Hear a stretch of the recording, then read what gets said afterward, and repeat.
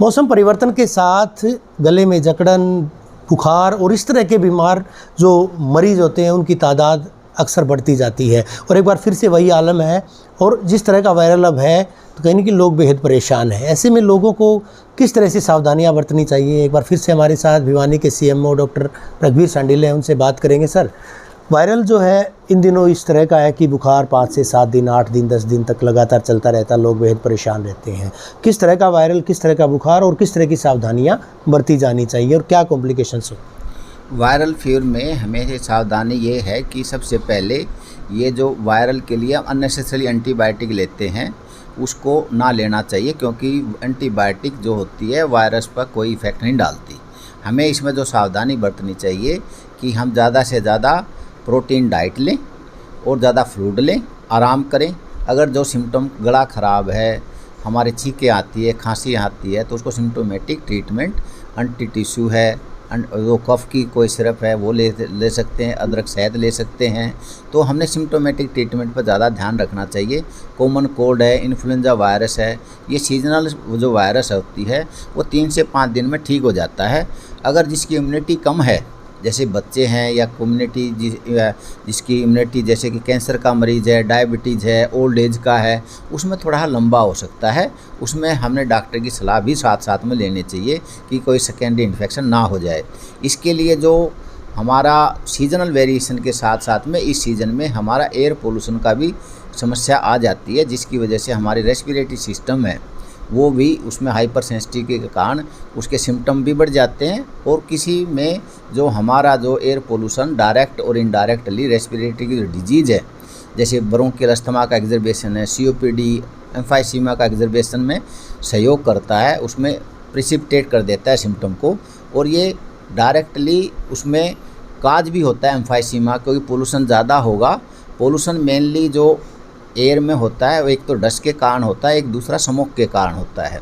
तो स्मोक और डस्ट को हम मिनिमाइज़ करने के लिए ह्यूमन बीइंग ही जिम्मेदार होता है कि हम रोड ठीक ना हो, हमारी जो पोल्यूशन का है, हम जो सामान ये जो कूड़ा जलाते हैं, पराली जलाते हैं, पटाखे हैं, ये सारे जो हम ह्यूमन बीइंग जो जनसंख्या ज़्यादा होने के कारण हमारा जो एयर क्वालिटी का जो क्वालिटी है वो निम्न स्तर की हो गई है। और इसका इतना दुष्प्रभाव पड़ा है कि एक सर्वे आया था जिसमें ये डिनोमिनेट किया गया था कि हमारी जो क्वालिटी ऑफ लाइफ के साथ साथ में लॉन्गेटिविटी ऑफ लाइफ भी कम हो गई है 10 से 11 साल तक। कि दिल्ली, हरियाणा, दिल्ली के साथ साथ में जो लगते हुए एनसीआर रीजन में हमारे लोगों की जो लाइफ स्पैन है वो 10 से 11 साल कम हो गई है, क्योंकि इस एरिया का जो पोल्यूशन स्तर है वो काफ़ी बढ़ गया है। एयर क्वालिटी इंडेक्स लगातार बढ़ता जा रहा है। यूँ कहिएगा कि हवा जो है एनसीआर की हवा प्रदूषित हो चुकी है।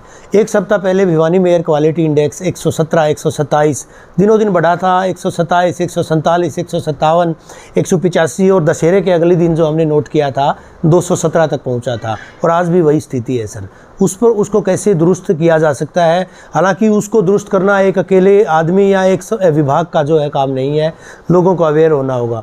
लोग किस तरह की सावधानियां बरतें जो सांस के, श्वसन के मरीज़ हैं या फिर जो फेफड़ों के मरीज़ हैं, दूसरी तमाम इस तरह की बीमारियों के मरीज़ हैं, कैसे सावधानियाँ बरतें, कैसे इससे निजात मिल सकती? देखो, हमने प्रकृति से सीख लेना चाहिए। जैसे कि कोई बारिश आती है तो मौसम साफ़ सुथरा हो जाता है, क्वालिटी ऑफ एयर सुधर जाती है। अगर मान लो समय पर ऐसा स्तर ज़्यादा हो रहा है त्योहारों के टाइम में, हमने वाटर गन का प्रयोग करना चाहिए।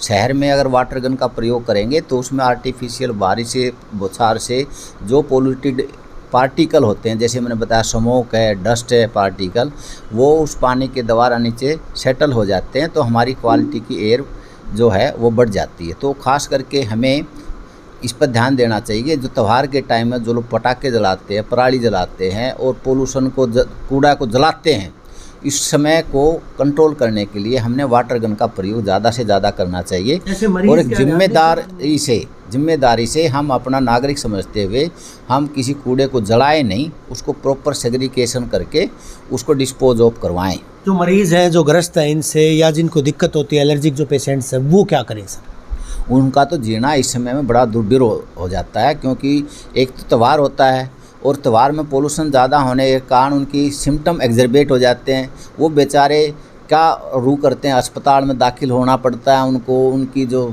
जो त्यौहार का खुशी का समय होता है उसमें अस्पताल में काटना पड़ता है।